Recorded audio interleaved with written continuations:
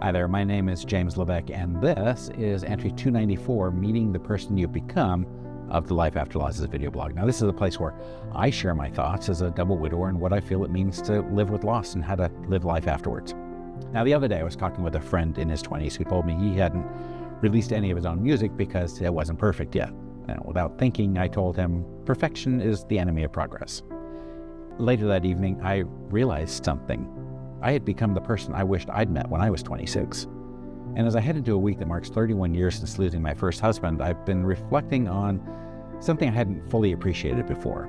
Life doesn't just change our circumstances, it quietly shapes who we become.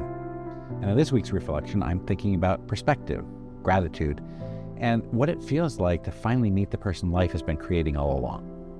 When we're done, I'd love to hear what life has taught you that no one else could have. So let's get into it. The other day, as I mentioned, I was talking with a friend who's in his 20s. He's a talented musician, has been working on recording and releasing his own music. And at some point in the conversation, he admitted something that kind of stopped me for a second. I haven't released anything yet, he said. It's not perfect. Without really thinking about it, I smiled and said, well, perfection is the enemy of progress. If you wait until you're perfect, you'll never release it. At some point, you have to believe in yourself enough to let it out into the world and trust that it'll resonate with the people it's meant to reach. He nodded, we kept talking, but later that evening, I found myself thinking about that conversation. Not because of the advice, but because of who had given it. I caught myself wishing someone had said those exact words to me when I was 26. I probably wouldn't have fully believed them back then, but I certainly needed to hear them. And then it hit me. At some point, without really noticing it, I had become the person I once needed. I don't know exactly when that happened. There wasn't a single day I woke up feeling wiser. There was no ceremony announcing I'd finally accumulated enough life experience to have something worth saying. It happened gradually, 1 year, one decision, one lesson, one mistake, one unexpected joy, one ordinary day at a time. That's how perspective works, I think. People sometimes talk about wisdom as though it's something you can just learn, and I'm not sure that's right. Knowledge can be taught. Perspective has to be lived. You can't hand someone 30 years of experience. You can't explain what it feels like to survive devastating loss, rebuild a life, fall in love again, lose again, discover new passions, change careers, write a book, perform on a stage, or find yourself laughing with people young enough to be your kids. Life teaches those things one experience at a time.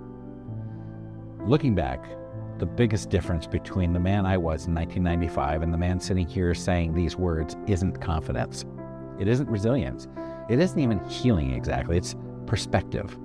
And perspective has a way of changing everything. Not by erasing grief or making painful memories disappear, but by giving them context, by helping us find meaning where once there was only confusion, by allowing us to recognize gifts we couldn't see while we were right in the middle of living through them.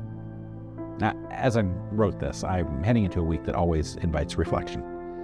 August 14th marks 31 days since, 31 years since I lost Bob. 31 years. Yeah, that's long enough to become someone he never had the chance to meet. And when that thought first crossed my mind, it stopped me.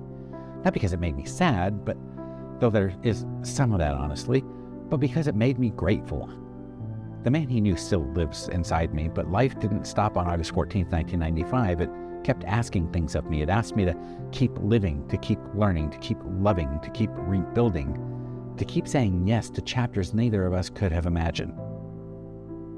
Sometimes I wonder what he'd think if we could sit down over coffee today. I think he'd recognize me. I think we'd laugh about some things, and I think he'd be surprised by others. But more than anything, I hope he'd see someone who honored the life we shared by continuing to fully live his own. And maybe that's what perspective gives us in the end. Not the ability to change the past, but the ability to appreciate the journey that followed it. The other thing I've noticed, and this is one of my favorite parts of this season of life, is how often I find myself learning from younger people even while they're learning from me. Wisdom doesn't always travel in one direction. Curiosity keeps us young enough to keep going. Perspective gives us something to offer back. And that's a combination I don't take for granted. It's usually the moment I realize I finally met the person life has been shaping all along. So now it's your turn. This week, let's try something. Think back to the person you were 20 or 30 years ago. What's something you understand today that only life itself could have taught you? And if your younger self could spend an hour with the person you've become, what do you think they'd be most surprised to discover? Let me know, and thanks for watching.